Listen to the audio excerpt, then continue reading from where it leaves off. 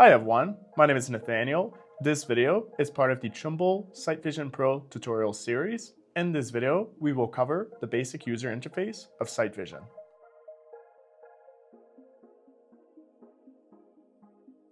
Let's jump into the SiteVision general screen interface. Found at the top right, you'll be able to find your layers manager. From here, you'll be able to turn off the different layers of your project, or also turn off the different set of data that you would have had collected. Found at the bottom right is your view selection to switch from the top view back over to your model. Additionally, you'll also find your transparency slider at the bottom, which simply changes the transparency of your model. Found in the center are all of your SiteVision mini apps, for example, collecting points, doing a LiDAR cloud point, and so on. Afterwards, on the left side, you'll be able to find your cross-section slide bar. From there, you can adjust your cross-section. Found at the bottom left is your main SiteVision menu, where you'll be able to access your tools, place model, load model, and additionally, where you'll be able to log out and log back into your account. At last, found at the top left is the status of your GNSS receiver. You'll be able to find the accuracy of it, the quantity of satellites being tracked, and additionally see the status of your heading. Let's now talk about the load model option found in your main SiteVision menu. This menu gives you access to all of your recently opened up project. We can also change the setting for it to display from A to Z or from Z to A. Additionally, you'll also find your synchronization button found at the top right to synchronize your projects. Should you ever wish to exit, you can simply click the X. Found over onto the left side, you'll be able to load your model from your Trimble Connect projects. From here, you'll be greeted with all of your Trimble Connect projects. Should you ever wish to find a specific project, you can also type in the name of the project. Additionally, you can also change the way that your projects are being presented from last visited, or to change it from A to Z, Z to A, or from date modified.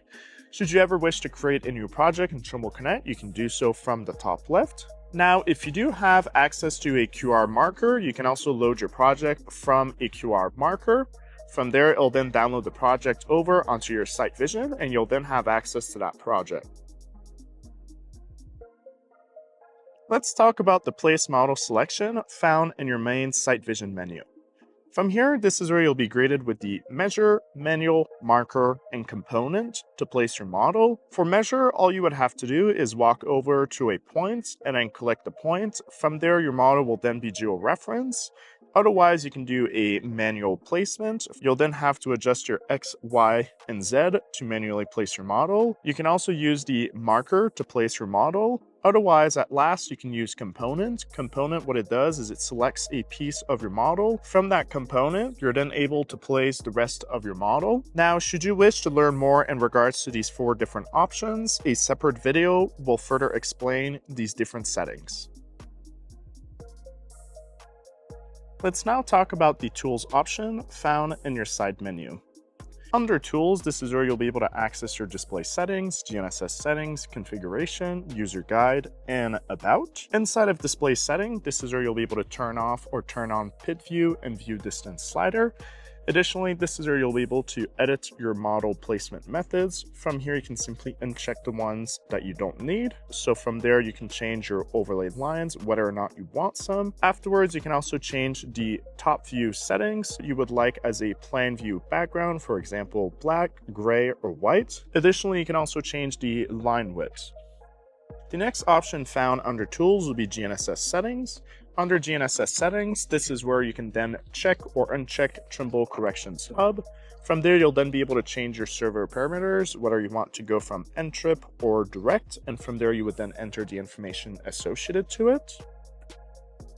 Afterwards, for configuration, this is where you can then change your hardware setup between pole or handle, additionally change your receiver connection, and at the same time, this is where you can also change your camera offsets or your pole height. All of this information would have been covered in one of our previous videos whenever we did the configuration of the 2 hardware setup. And at last, you can also change your general settings, for example, your units between international feet, US survey feet, and metric, and also the language of your app. From there, you can also access the advanced settings for your configuration at the bottom right.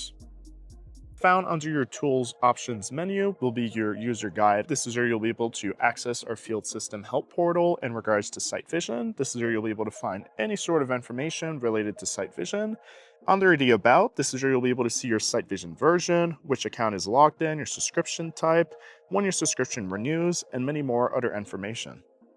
Now, should you ever wish to exit the app, all you have to do is click your main SiteVision menu and click Exit. And from there, it'll then shut the app.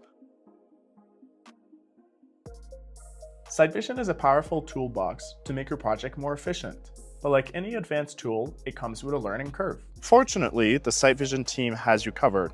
The support page is an excellent resource explaining every feature found within the app with great visuals and clear, well-written explanations. Thank you for watching. We hope this video helped you better understand the basic user interface of SiteVision. In our next video, we'll demonstrate you how to get started on Trimble Connect and how to create a project for SiteVision.